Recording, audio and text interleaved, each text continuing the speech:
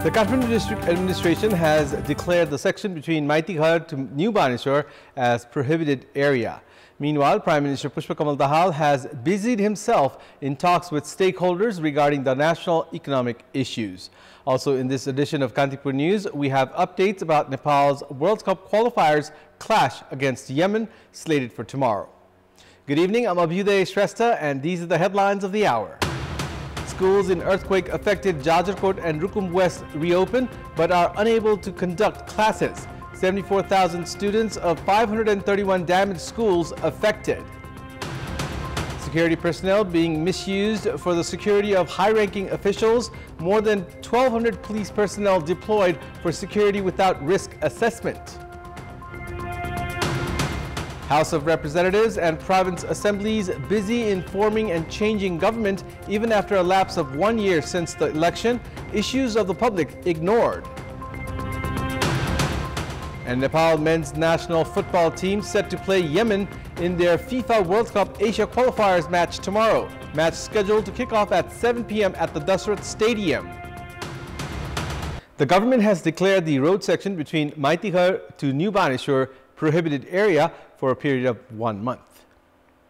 Issuing a notice today, the District Administration Office Kathmandu has declared the section between Maitighar to New Baneshwar as prohibited area for the period of 1 month. Kathmandu Chief District Officer Jitendra Basnet issued a notice today which has mentioned that the section has been declared as prohibited area from 20th of November to 16th of December. The notice has added that gathering of more than 5 people, rallies, protests and assemblies have been prohibited in the area. The District Administration Office has added that the prohibitory order had to be issued to avoid possible clashes, violence, injuries and any other untoward incidents. The Kathmandu District Administration has resorted to this measure as 2 separate groups are preparing to stage their protest this Thursday.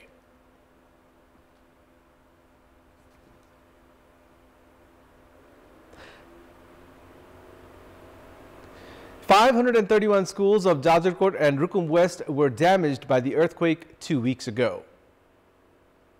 According to the Ministry of Education, Science and Technology, 74,000 students of these schools have been affected. Of them, 33,000 students are of Jajarkot, while 41,000 are of Rukum West. With the school buildings damaged, the Ministry of Education has formulated a plan to resume classes by building temporary education centers. According to the ministry, the province government, local levels and related organizations have initiated required efforts for the same. The ministry has said that textbooks of more than 7,000 students have been buried. The Janak Education Material Center has said that if a directive was issued by the ministry, it was prepared to provide textbooks to the students. 49 students were killed in both districts because of the earthquake. The earthquake that hit Jajarkot 2 weeks ago with its epicenter in Ramidana of Barekot Rural Municipality 1 has displaced more than 67,000 people in the district. The earthquake victims are spending nights under tents as the temperature continues to dip. At a time when government works of clearing the debris of the damaged houses are slacking pace, various political parties are mobilizing volunteers who are clearing stones, mud and wood from the damaged houses and government buildings. CPN-UML is mobilizing volunteers at Bheri Municipality's Upper Thaple from last Friday. CPN-UML has informed that the party is mobilizing volunteers for 15 days under the leadership of party-inclined labor trade union GFONT at Jajarkot's Bheri and Nalgar municipalities, as well as Barekot and Kushe rural municipalities and Rukum West's Atbiskot municipality and Sanobheri rural municipality. The Nepal Student Union, which represents Nepali Congress, has also said that it has constructed earthquake-resistant buildings in 2 primary schools in Jajarkot and will be working in other schools as well to run temporary classes. Likewise, CPN Maoist Center, the Netra Bikram Chand-led Nepal Communist Party and the Mohan Baidya-led Nepal Communist Party Revolutionary have informed that they will distribute relief materials to the earthquake victims at various places in Jajarkot and Rukum West, as well as treat the injured and help build temporary shelters. It is the responsibility of the state to ensure the security of the public. However, instead of prioritizing the public, the state has been paying attention to the security of high-ranking officials, those serving as ministers for just a period of a month to those who have been out of service for a long period of time have been using police personnel for their security. The state has deployed police personnel for more than 700 such very important persons. This situation has led to questions regarding if the status of peace and security is correct in the country. It is the responsibility of the security departments to ensure peace in the country. If peace and security are ensured, a security person for each individual would not be required. However, security challenges have existed forever for the politicians. According to the data of the Ministry of Home Affairs, there are 706 very important persons in Nepal. Police have provided personal security to more than 700 individuals, including federal ministers to province ministers. The Ministry of Home Affairs had formulated a security work plan for the VIPs 3 years ago. Based on the provisions, security personnel are arranged for former ministers and other officials as well. A total of 1,259 police personnel have been deployed for the security of officiating and former officials, excluding the ministers. Those who had served as ministers for just a month have also been abusing the state resources by taking security. 377 police personnel have been deployed from the police headquarters for the security of 198 individuals alone. In Koshi province, 86 police personnel have been deployed for 79 VIPs, 147 police personnel for 112 VIPs in Madhesh province, 116 for 52 VIPs in Gandaki province, 159 for 80 in Lumbini province, 55 for 40 in Karnali province, and 99 police personnel for 42 VIPs in Sudur Pashchim province. 6 security personnel have been deployed for the Chief District Officer alone. The State Affairs Committee of the Parliament has directed for withdrawal of security personnel deployed for the former VIPs. Meanwhile, the abuse of security personnel deployed by the government has not been assessed by the Home Administration. Despite security of each citizen being the responsibility of the state, more than 700 security personnel deployed for the security of VIPs shows that the status of peace and security in the country is not good enough.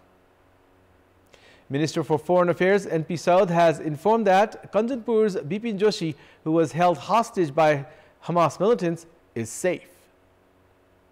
Speaking to Kantipur News, Minister Saud said that Bipin looked safe in the video provided by the Israeli government.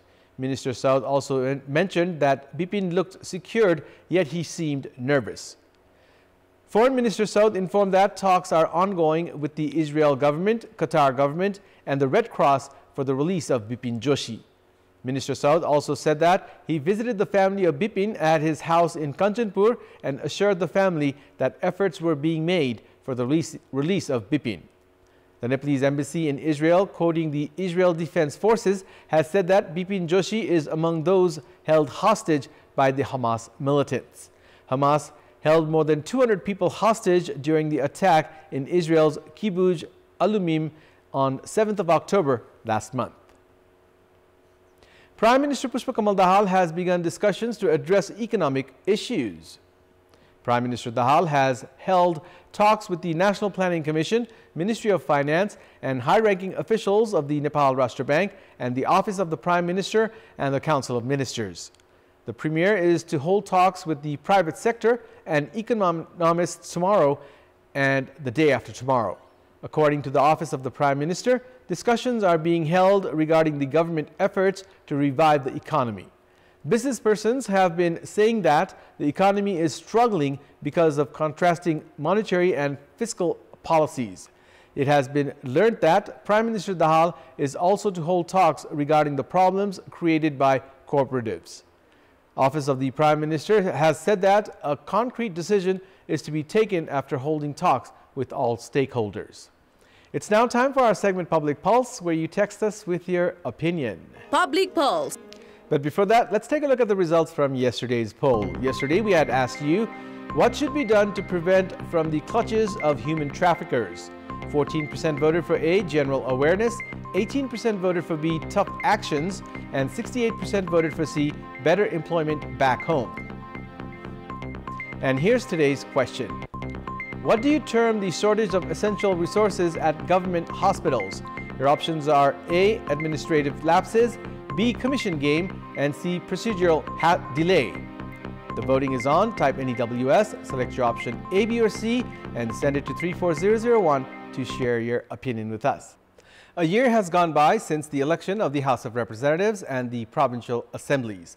275 members of the House of Representatives and 550 members of the provincial assemblies were chosen from last year's election. Questions have begun surfacing regarding if the elected public representatives have been able to deliver on their responsibilities and meet public expectations. Most of the one-year period of the House of Representatives and the provincial assemblies has been spent in formation and changes in the governments. Despite the federal parliament completing 2 sessions, significant laws including the Federal Police Act, Civil Service Act, and Education Act, among others, have yet to be formulated. The law formulated to address the issues of the victims of loan sharks after protests has been the major achievement so far. In addition to the Parliament, the committees have also yet to make any contribution. Province assemblies share a similar story. Provinces have been plagued by the political instability since the very beginning. Within 1 year, 5 governments were formed in Koshi province. Governments were also changed in Gandaki, Lumbini, and Sudur Pashchim provinces. Even with no changes in government leadership in Madhya province and Karnali province, they are yet to ensure political stability, impact of which has been seen in good governance and government service delivery. 32.92 billion rupees exited the country for foreign education in the 3 months of the ongoing fiscal year. In the absence of job opportunities, more than 113,000 have left the country for foreign employment. Even in such a situation, the Parliament has not been able to apply pressure on the government. Federal Parliament and province assemblies have just become a place for speeches of leaders. Issues of public concern have remained ignored because of political gambits. Despite vacant positions of judges at courts, appointments have been delayed because of lack of political consensus. Analysts are of the opinion that these factors have raised questions on the role of the entities with public representatives. The political parties had made several assurances before the election. Leaders of those parties are in position to formulate policies and find solutions to existing problems. But with them not able to ignite hope among the public, questions have begun surfacing regarding if the period of 1 year has gone to waste. In our Public Voice segment, today we have asked people in several provinces how they found the works of people's representatives that they elected to the center and provinces a year ago. Let's take a look at what they had to say.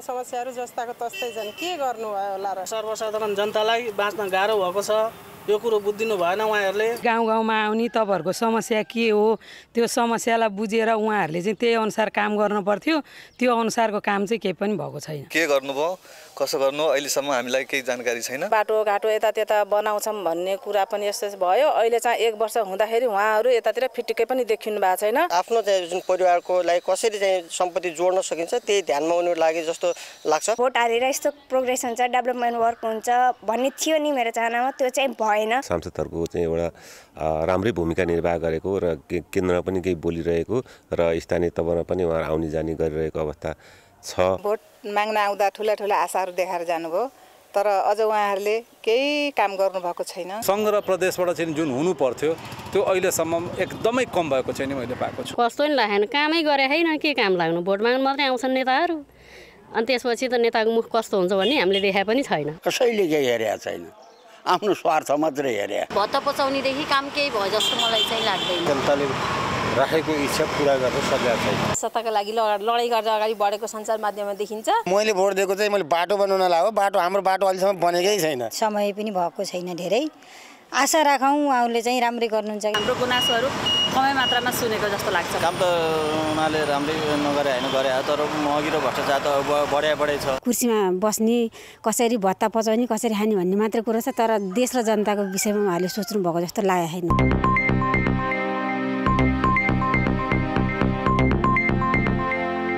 It's time now for the international update.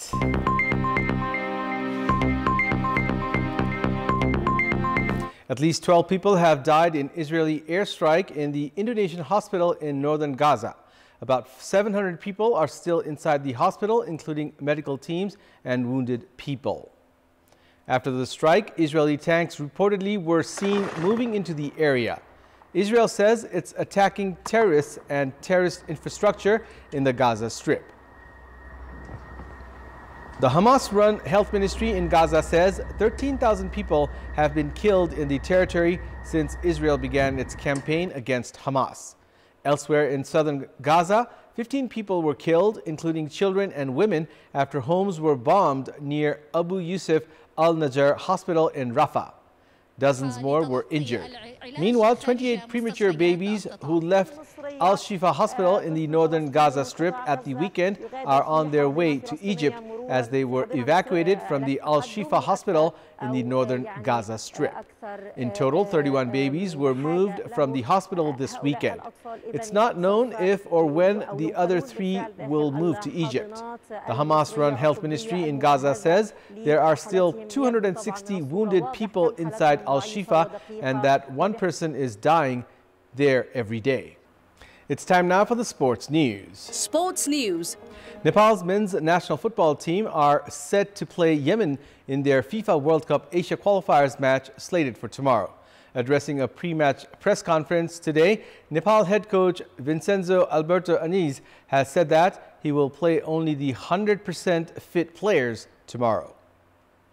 Midfielder Laken Limbu was injured in Nepal's match against the United Arab Emirates played 4 days ago and will miss tomorrow's match against Yemen. Experienced defender Ananta Tamang, star forward Anjan Bishta and Manish Dangi are also not entirely fit. Head coach Aniz has clarified that he will play only the fully fit players in tomorrow's match, which is slated for a 7 p.m. kickoff at the Dasrat Stadium. Meanwhile, Yemen head coach Miroslav Sukup has said that his players are tired after having to spend 7 hours at the Hamad airport yesterday. However, he added that his players could play well in Kathmandu's altitude and conditions. Despite being placed 156th in the FIFA rankings, Yemen had put a strong challenge against 83rd ranked Bahrain. A match is being played at 7 p.m. in the evening in Nepal after 18 years. Prior to this, the semi-final of AFC President Cup had kicked off at 7 p.m. back in 2005. The All Nepal Football Association has made arrangement of passenger vehicles for the spectators as the match will end at around 9 p.m. 6 Indians were named in ICC's Team of World Cup 2023 announced after the final. Rohit Sharma was named as the captain.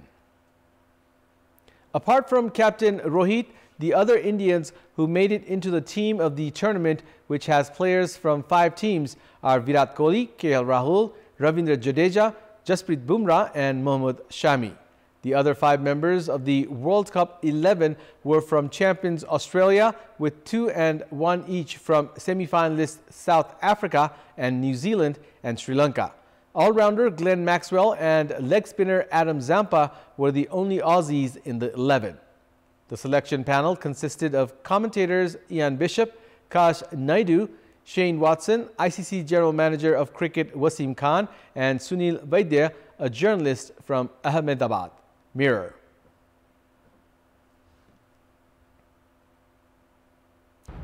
That's all for the moment. Thank you for watching. Good night.